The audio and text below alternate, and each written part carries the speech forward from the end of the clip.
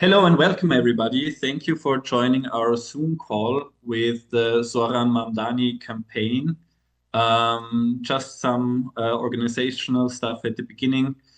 Please make sure your mic is muted. We will have a Q&A part at the end. Please write your questions into the chat. We will then read them out. Make sure that you write your full name, your first and last name on your profile, and we are also very interested in if you are a member of any organization like the Initiative Mitmachen or the Socialist Youth. Please write this next to your name, or maybe also a member of a local party chapter. We are interested in knowing that too.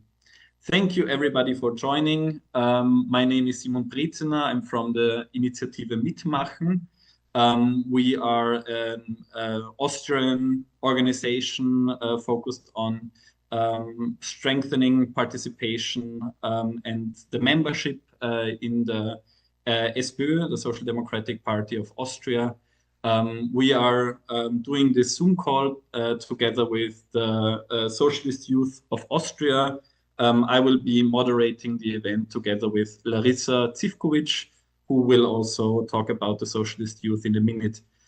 We would also like to welcome the Democrats Abroad, a group of members of the Democratic Party in the US in Austria, who have in the past supported international work, both supporting our comrades in the US and the UK.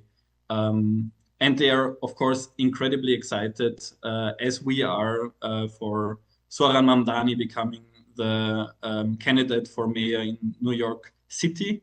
We have an incredible person we are going to talk to today, who is Grace Mausser, who took 1 hour of her very, very valuable time in this in the campaign right now to talk to us about Zohran Mamdani, about the campaign, about also the work of the DSA, and how all of this came to be and how it was possible to win at least the primary election in New York.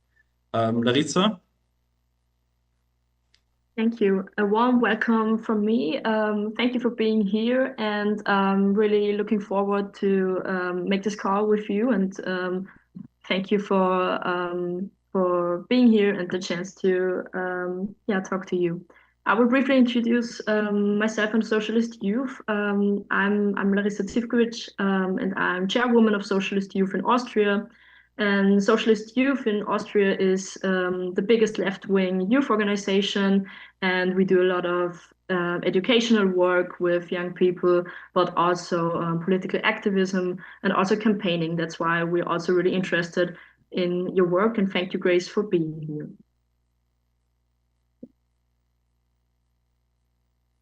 Yeah, Grace, I would say we will start with our first question. You are a representative of the DSA, the Democratic Socialists of America, and you are very much involved in the Zohran Mamdani for New York mayor campaign. Just for starting out, could you please explain what you do within the campaign and a bit more broadly tell us about the DSA and its relationship to the Democratic Party? Sure, and thank you so much for having me. I'm very happy to be able to talk with you. So yes, my name is Grace. I'm one of the co-chairs of New York City Democratic Socialists of America, which is a chapter of the entire national organization. We are the largest chapter, so we have about 11,000 members in New York City. We function, or we're trying to function in New York. We often use the term proto party. So we do not have a ballot line in elections, but in the US, as I'm sure many of you know, the ballot lines are not controlled by parties in the same way they are in many European countries and in countries with parliamentary systems.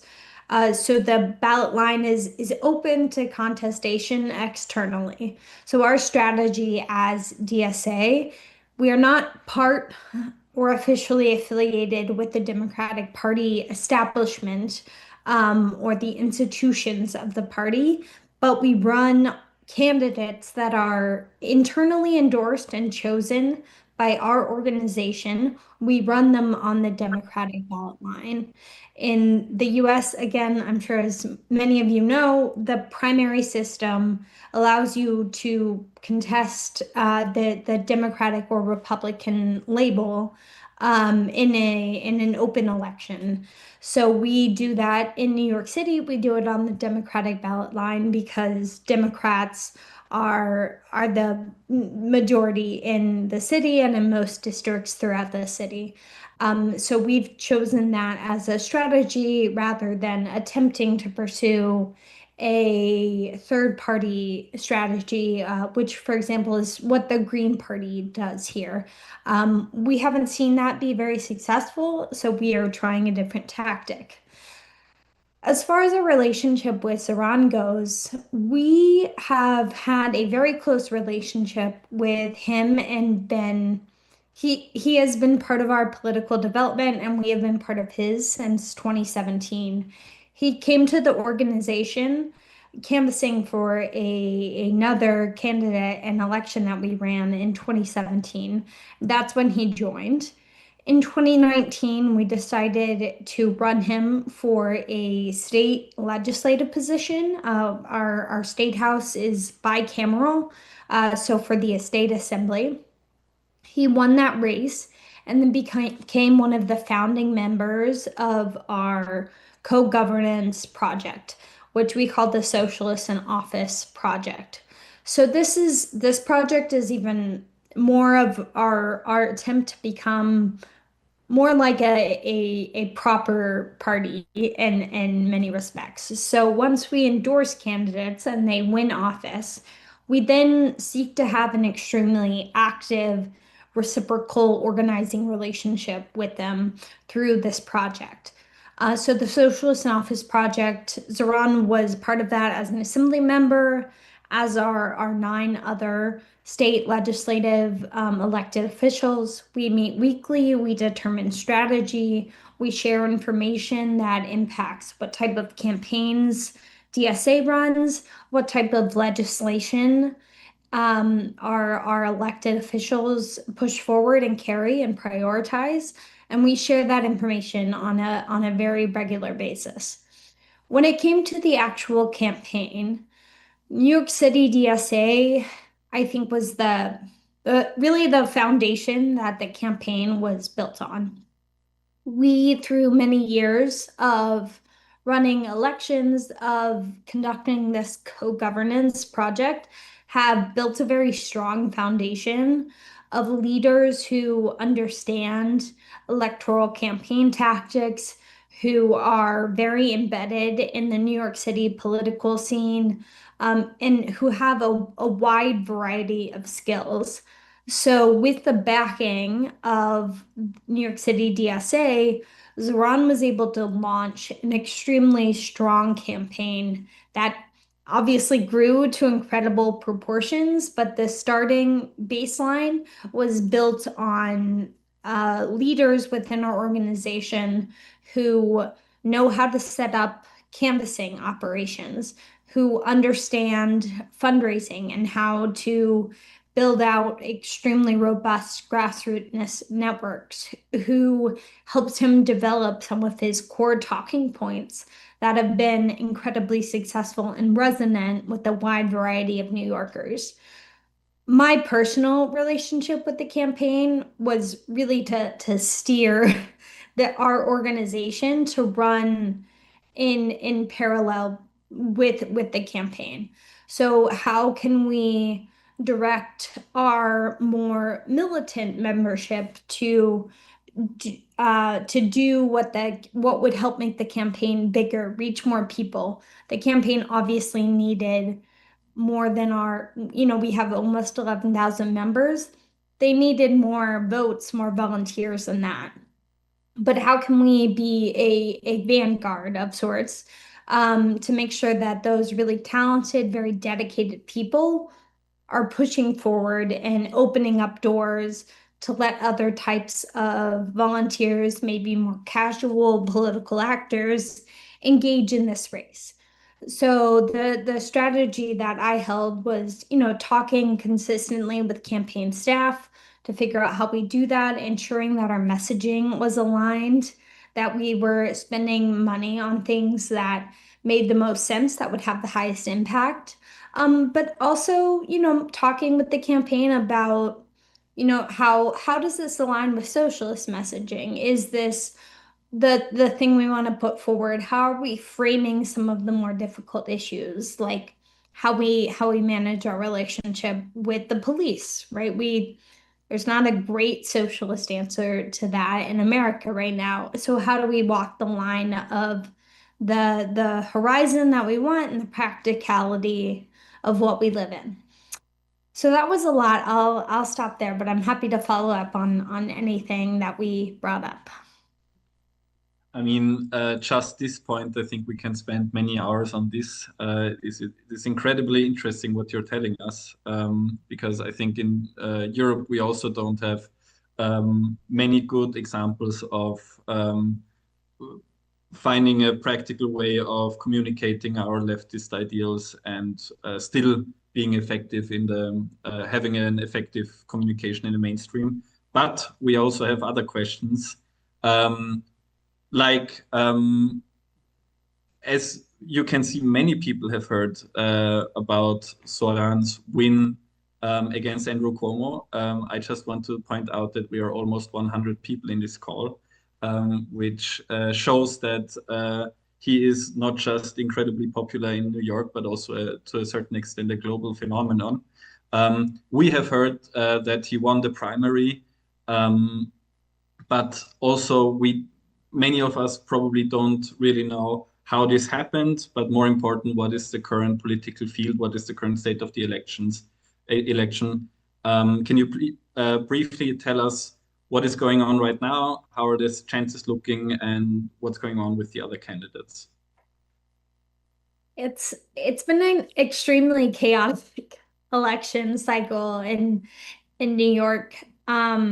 I mean, even before this year, our current mayor, Eric Adams, was indicted by the federal government, then unindicted with strings attached by Trump. It looked like he might resign. It's been hectic. But the situation that we are in right now is that, Zohran is running as the Democratic candidate, capital D Democrat. A man named Curtis Sliwa, or Sliwa, I think it's Curtis Sliwa, is running as the Republican, capital R Republican candidate. He is a bit of a fringe figure in New York politics. He's not usually considered a particularly serious contender for anything he's run for. He won the Republican primary uncontested. No one else more serious was in that race. So now the main Republican opponent is, I think, not very serious threat. Then we also have Andrew Cuomo, who of course ran in the Democratic primary and lost. He's decided to stay in the race as an independent. And then we have our current mayor, Eric Adams, who decided many months ago that he was not going to run in the Democratic primary, probably because he knew he would lose. And he has also decided to stay as an independent. The forces of capital and of the more moderate establishment have tried to consolidate. And I said more moderate establishment, but even Republicans are looking to consolidate behind one opponent to Zohran, but have so far been unsuccessful. It's gone so far as there was serious reporting last week that that Donald Trump offered both Curtis Sliwa and Eric Adams appointments in his administration in exchange for dropping out of the race so that the opposition could consolidate behind Andrew Cuomo. but both Eric Adams and Curtis Lewa have rejected that option. So now they are all staying in the race. This is very good for Zohran. In our primary election in June, we utilized ranked choice voting. In our general election coming up in November, there is not ranked choice voting. It is first past the post. So splitting the votes between Andrew Cuomo, Eric Adams, Curtis Lewa is really only helpful for Zohran. Of course, though, we really want Zohran to win with an extremely strong mandate and are not just relying on the votes being divided. We've seen some issues in other cities that have elected progressive mayors that if they don't come in with a very strong vote mandate, our enemies will use that to attack them to undermine their credibility. So we had a very strong mandate in the primary, and we're looking to build that even more in the general election, just to go in with a lot of power behind this socialist administration. Thank you for that answer. And Grace, you already talked a bit about your strategies when it comes to communication. And Zohran has been extremely successful communicating left-wing ideas in a time of a global push towards authoritarian and even fascist ideology. And the establishment media and many right-wing Democrats would say that the campaign is mostly good at creating social media videos and something like that. So what do you think makes Zohran such an effective communicator and compelling candidate? Yeah, Zohran is a prodigious political communicator. I mean, he truly is incredible at that. But you're right that a lot of more moderate media in particular have wanted to ascribe his success almost entirely to video production, to social media. But the truth is that the videos would not have been successful if what he was saying, if the messaging was not resonant. Zohran was extremely disciplined in his messaging. He was laser focused on affordability, on making the city more affordable for working class New Yorkers. And he was also extremely focused on his three biggest platform points, which are freezing the rent, fast and free buses, and universal childcare. If those things had not been so prominent in his videos, in all of his messaging, I don't think the videos would have taken off. People, yes, liked that there was, an attractive man who was good at talking, who had fun videos. That was obviously very appealing. But what he was saying is what actually brought people off of their phone screens and into a volunteer role, canvassing and knocking on doors. If that inspiration wasn't there, I think the videos would have fallen completely flat.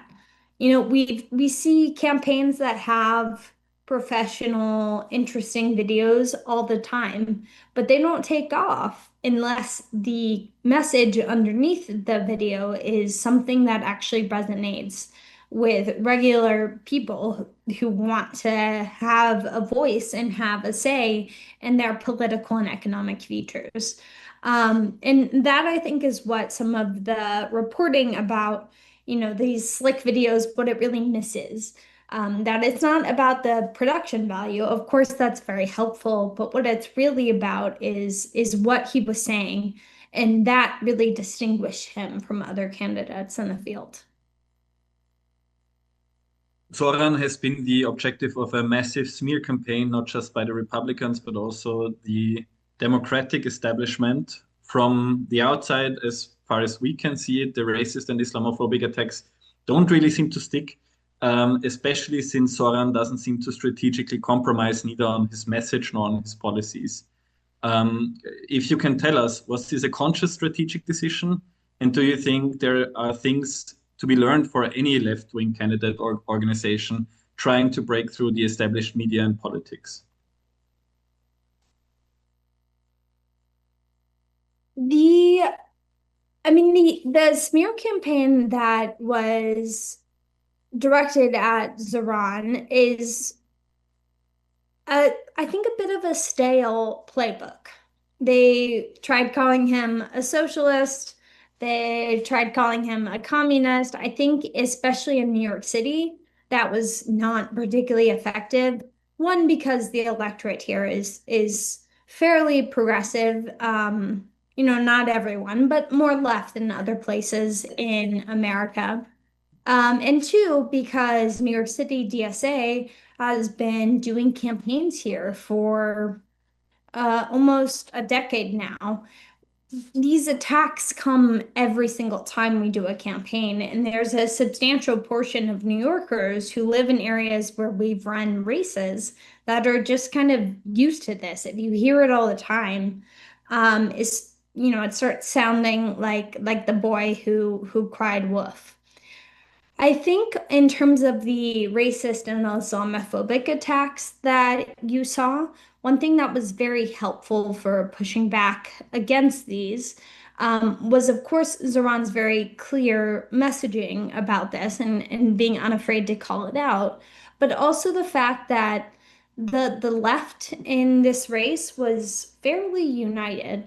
And I'm defining the left extremely broadly because of ranked choice voting, there was a slate of non-Andrew Cuomo candidates who didn't quite work together, but agreed not to attack each other. And that was very useful to stop more moderate candidates to Zoran's right to prevent them from punching left. So candidates like Council Speaker Adrian Adams, like City Comptroller Brad Lander, in another type of race, one where there wasn't ranked choice voting, they may have been tempted to attack Zoran to maybe not make these attacks themselves, but at the very least not defend Zoran when they happened. And I think the fact that there was some unity due to ranked choice voting, and also frankly due to how odious Andrew Cuomo is as a candidate and a political figure in New York, that they didn't punch left, but also occasionally, especially Brad Lander, came to Zoran's defense, especially when there were attacks about Zoran because of his stance on Palestine being anti-Semitic. I think some things that could perhaps be learned for other candidates and organizations is just, I mean, some of this I've already touched on, but really message discipline was key in this. Like I said, Zoran was very skilled at this, but when attacks that were racist or Islamophobic came up, just being able to state your position on, usually these were aimed around Palestine, but being able to state your position clearly on Palestine, make it clear that in the US, most of the Democratic electorate, in fact, does not support the Israeli government's actions, but then pivot back to what the mayor actually has power over, right? The mayor doesn't have power over foreign policy. So address those attacks quickly, pivot back to affordability, and really stay on message all the time about things like that when attacks come up. And I think just gaming those out, being very clear about your platform and what you stand for makes it easier to pivot back. But then also, like I said, the unity of the left helped there too. I think we're in a moment in New York now where it is more possible than it would have been any time really in the last 10 years for us to build a true left labor coalition. And broadening the ties and the relationships that DSA has, that other socialists have with more moderate parts of the progressive movement, I think will help us solidify a united front and create more defense. People who are going to be validators will come to leftist defense when unfair attacks are levied at us? We are, of course, incredibly interested in your campaigning strategies. We heard that door knocking was a very central part of the campaign. There were goals of knocking at 100,000 doors and then again knocking at 100,000 doors, and the window of making it happen grew closer and shorter and shorter. Um, in Austria, there have been many attempts to institutionalize door knocking as a stable part of political campaigns, but we, to be honest, still struggle to effectively implement it.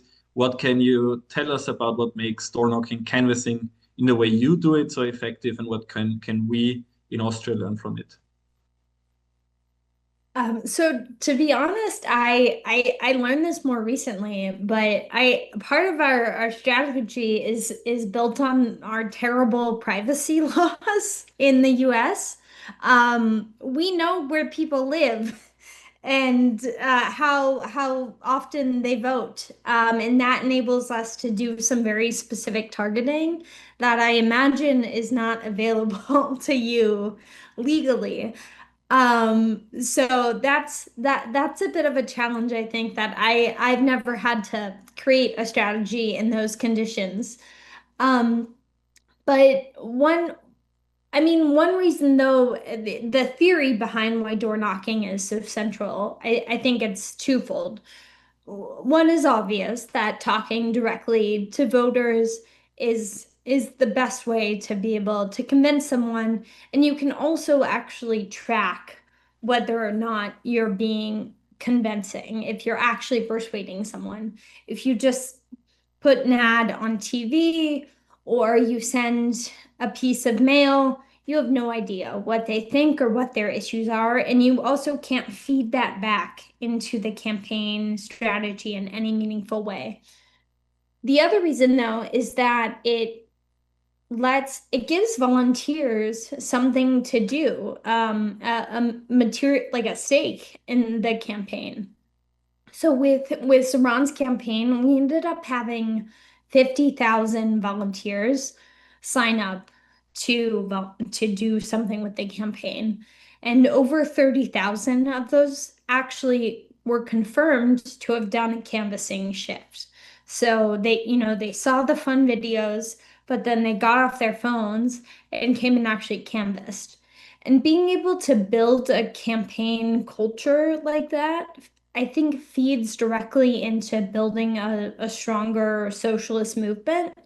Not all of those volunteers are going to join DSA, but a lot of them already have and are now used to doing labor for socialist causes, for political causes. So we can turn that into door knocking for a legislative campaign. We can turn that into putting work and time into a mutual aid effort or some of our efforts to defend our neighbors against immigration raids coming from the federal government. So that is a big part of why we do it and why we put so much energy into it, because it takes someone from just voting to having a stake in the campaign to understanding politics as more than electoral, as them being able to be political actors and part of a broader movement, not just at the ballot box, but in a variety of places in their lives. So a lot of the strategy, like I said, the nitty-gritty strategy is about knowing where people live and knowing where we door knock. But generally, we found that people love to canvass in the neighborhoods they live in. So we try to build from that, and that also gives us good data about, if we have a lot of DSA members in a given neighborhood, that's probably a good indicator of that neighborhood being politically friendly to us overall. Is there an electoral race we can run there? Is there a broader way that we can engage those neighbors and talk to them? The other piece of, I guess, advice that that I would give is making sure that when you build a door knocking operation, not having it be somewhat decentralized. I said earlier that over 30,000 people knocked doors for Zohran. Over 500 people were what we call field leads. So this is actually a pretty high degree of responsibility. They are people who are trained by DSA or the campaign. They know a lot about the campaign, about the election. They manage materials. They manage the volunteers on the day of the canvass that they're leading. They handle any on-the-ground problems. And this type of leadership is not very common in most establishment campaigns. So devolving some of the responsibility to a broader section of people means that a huge number of people have these skills, have responsibility, have the real leadership training to go elsewhere after the campaign, but also during the campaign, it lets it grow in a way that it would not be able to if only the staff, which is only a few dozen people, if they were the only ones who led canvases, you couldn't scale, right? They simply cannot be in enough places to do the type of canvassing that we want to see. So I think it's good culturally in the short and long term to create these types of leaders, but it also allows a campaign to scale and to try new things without necessarily relying exclusively on staff and on a smaller group of leaders. And your campaign has also been able to attract many, especially young people, as both voters and volunteers who have not before engaged with politics. And what can you tell us about creating open and inclusive spaces for new people, and what kind of structures are necessary to create an effective volunteer-based campaign?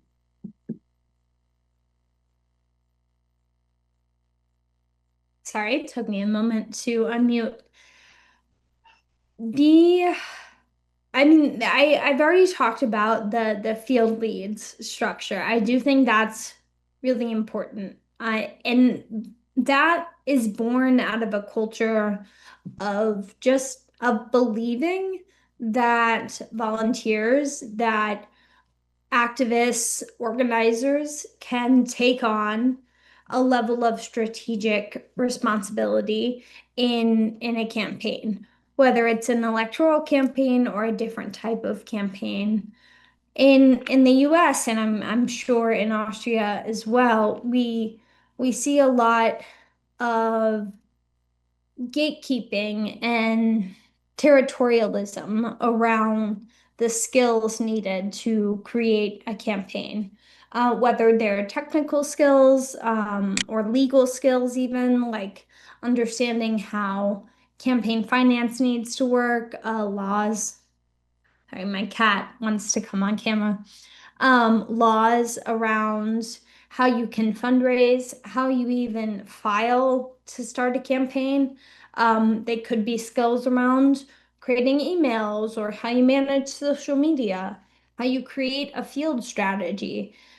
All of these things in DSA over the course of running our campaigns from 2017 to now, we have tried to open the gates. Whoever wants to, who has time and interest and passion, we invite in to learn these skills together, to share skills, to make sure we have as many people as possible who know how to do a wide variety of tactical things across campaigns.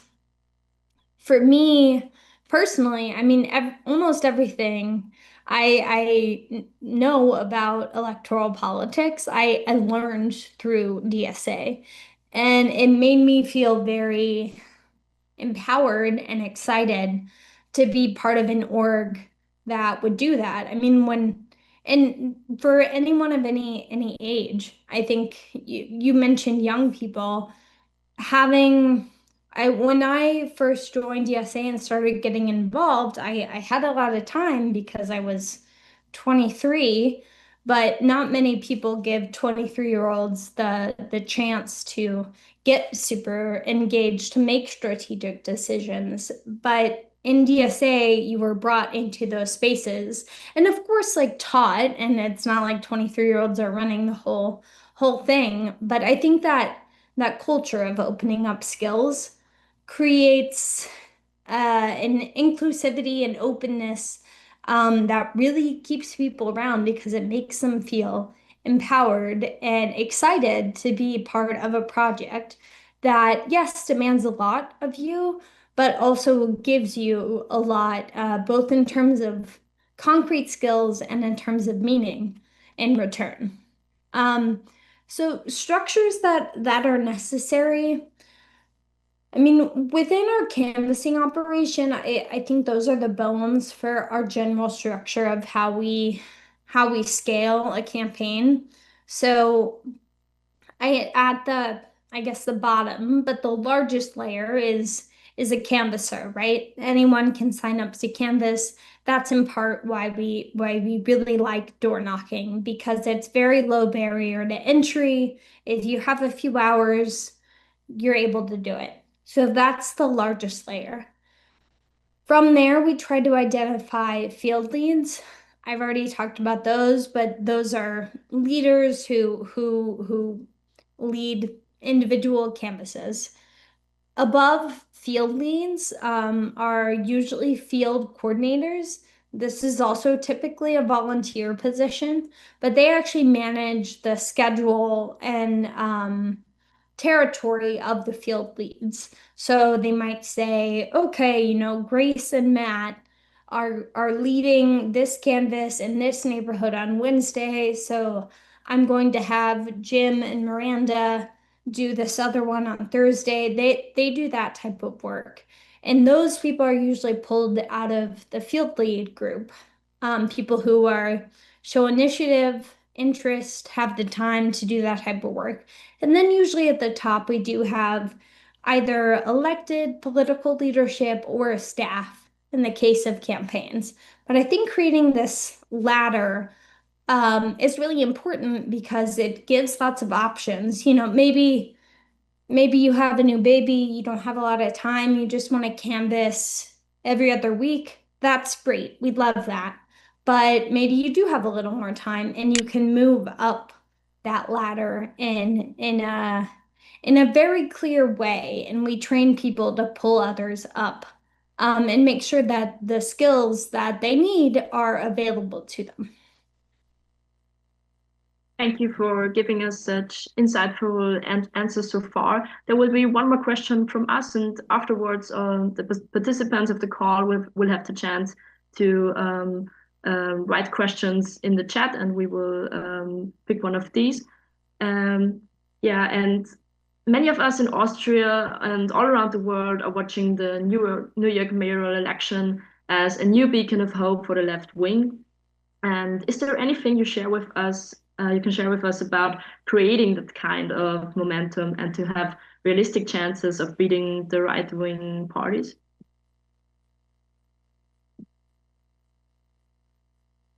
I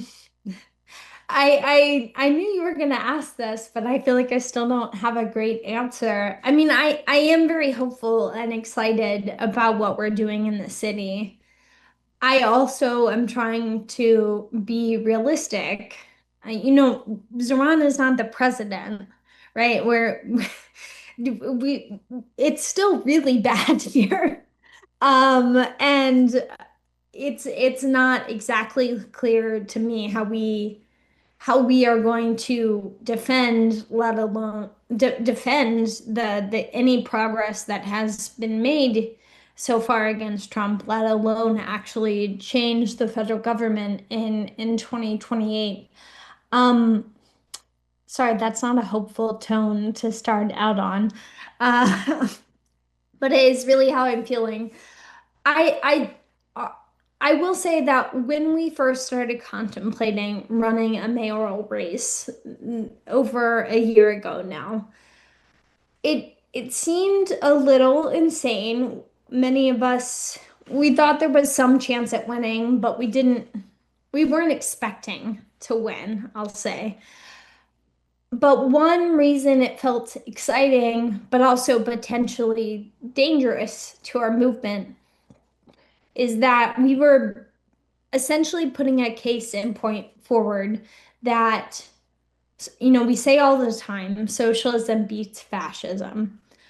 And we were actually putting forward in the moment that Trump was elected, we were framing a socialist hero as the way that New York City could defend itself against a fascist president. And we didn't know if New Yorkers at large would buy that. And if we lost really badly, the stakes were high because we could, it could be said for many years that New Yorkers simply reject that socialist beat fascist. Now we're in a position where we do have this case, right? We can say, assuming we win on November 4th, we can say, Zohran has beat a mayor who is a collaborationist with Trump. He has beat a former governor who shares a history of sexual scandals with Trump and has also signaled that he himself is open to negotiating and collaborating with Trump. And we are now, the socialist who is going to stand up to this fascist threat. Of course, actually doing that will be very hard. But I think being very clear about, we see the fascist threat and we think that establishment Democrats attempting to triangulate some moderate position between a fascist and a progressive, it doesn't appeal to anyone. There was actually not a lot of people between those polls. And so you just have to pick a side and be strong in it, and people will respond to that. And they actually are interested in economic populist policies that do not create internal enemies of immigrants, of trans people. And so it was very high stakes, but I think we've proven that that message resonates with people. That being said, I am still very worried and fearful about the federal government. And I hope that Zohran inspires people across the country, across the world. But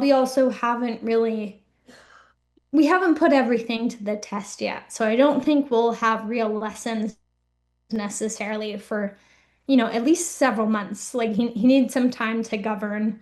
We need to see what Trump is going to throw at us. So I'm hopeful, but I'm also trying to balance that with some realism and also just humility, right? America's really bad. Like I don't want to give too much advice.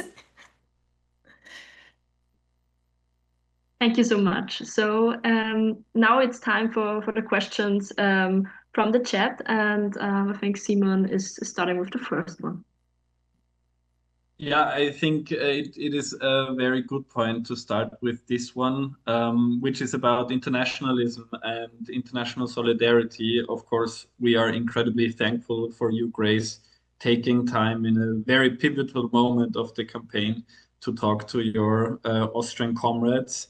And so I want to ask also, because I got it at the very beginning, the Initiative Mitmachen, we have our own international group where we also have some comrades from different countries. I have seen someone from France, I've seen someone from, I think, Italy, who are incredibly interested in your work. Everybody here is invited to our international group. I think a link will be shared in the chat. But the question that I want to ask at the beginning is the following. Do you think it is possible to continue sharing methods and strategies across the borders to learn from each other? I think mostly that we can learn from you because the US in many cases usually a bit further ahead of what is going to happen politically in Europe. Yeah, I definitely think we need to do this more than ever. I think perhaps you may be right that we might be ahead of you in some of the tactics that we're using. But we also are in a position too now where we are trying to learn from our comrades in Europe about policy, right? We are very behind you in terms of social policy, including municipal policy that Zohran could actually realistically implement. I think there's a lot of exchange to be had. But you know, now that we're talking about figuring out how to implement universal childcare, I think I saw someone in the chat drop a link about Zohran talking about the Vienna social housing. I want to say that I think we actually have quite a bit to learn from each other, because I think we're ahead of each other in different ways. And we in New York City DSA have been fielding quite a bit of, you know, more than ever, international requests for conversation. And it's been really exciting. And we're trying to develop a more robust way to manage and take those requests and record the information we learn. I should say to New York City DSA, we're almost entirely volunteer run. We only have two staffers. So we're also trying to scale up in a fairly significant way so that we can do a lot of things we want to do on the municipal level, but also continue these very valuable exchanges between, you know, New York City, between the US and other countries and other parties that I think have a lot to teach us. And what some of us also are really interested in is that, of course, Zohran came in as a really strong left-wing candidate, and we could imagine that there were a lot of skeptics. In one hand, in the party itself, but also from the outside. And we wondered what's your strategy with that, and how do you manage having those critical thoughts in your movement? Yeah, it's that this has been the subject of a lot of discussion and thinking over the last several months. The challenge, a big challenge within DSA, but also within the broader left, is adjusting to how we relate to power. The left in America, but I know in many other places as well, is much more comfortable and much more accustomed to critiquing and protesting power, right? Like setting up, you know, writing something about how the mayor or the governor is terrible and should be doing this, setting up a pressure campaign, organizing a protest. But we are now in a situation where one of our own is the mayor. It doesn't make sense for us to protest him. Well, hopefully, unless he really changes. However, we also don't want to be in a position where we are running cover for him, where we are just excusing everything that he does or providing excuses for things that are not quite left enough, that don't make sense, that maybe capitulate to capital or to police forces in unproductive ways.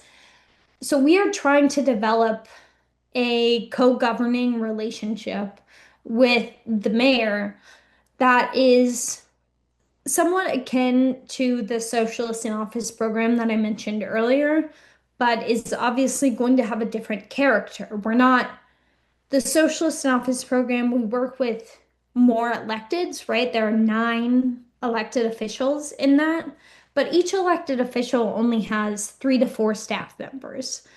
The mayor of New York City has thousands of people who report to him. He'll have hundreds of people who he appoints directly who manage important projects to us. we don't know the answer of how we create a structure. I'm starting to think of it in terms of mass governance. How do we create a structure where there is leader to leader contact, but we're also creating a movement from the bottom up where we get more people, more socialists, more Zohran-friendly people into local political groups. In New York, we have things called community boards.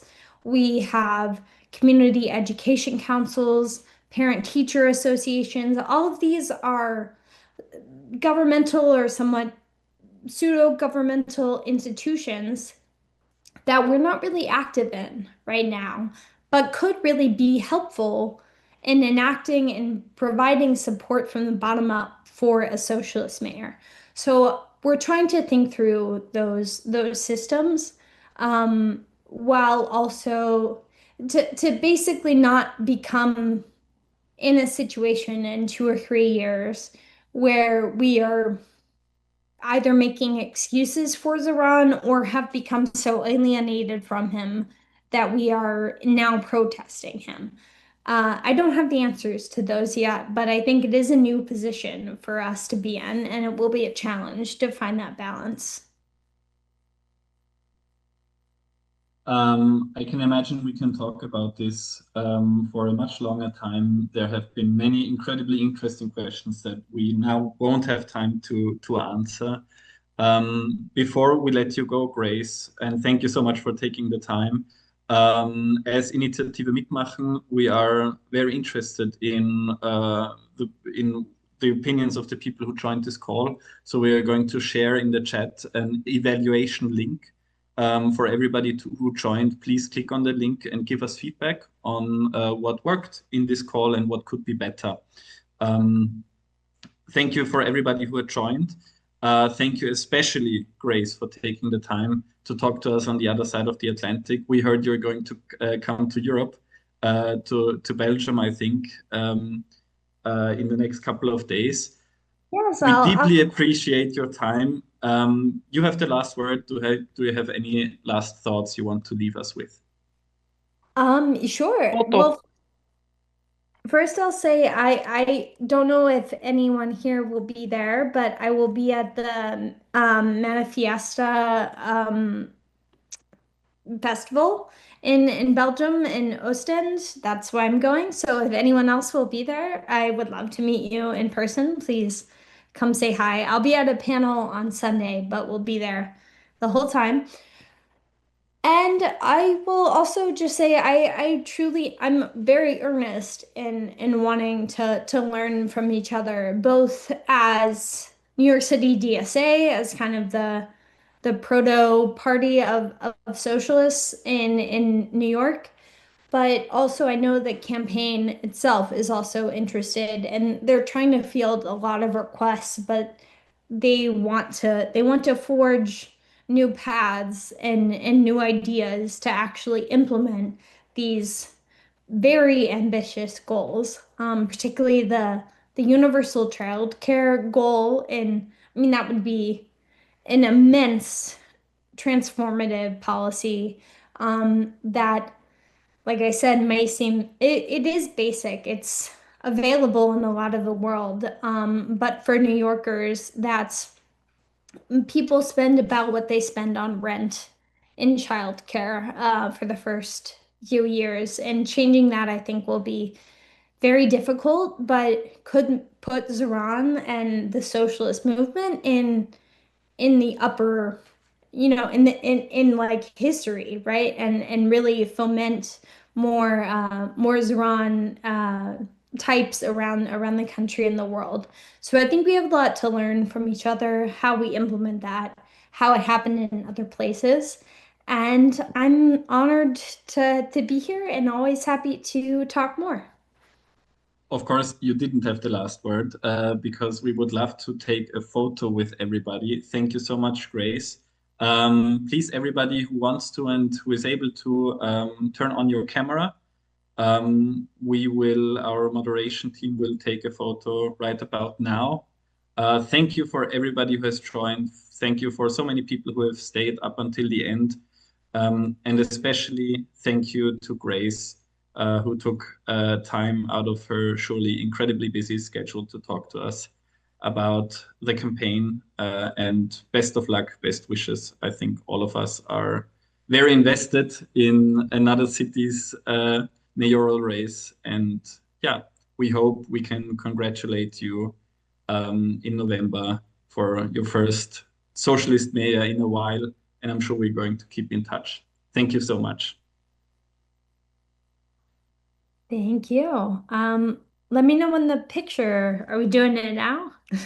I think we're going to do it now. The picture has been taken, so it's already done. Great. Well, thank you, Simon. Thank you, Larissa. Thank you, everyone. Please do come find me if you will be in Belgium this weekend. I would love to see some of you, and I hope we have the opportunity to speak again soon.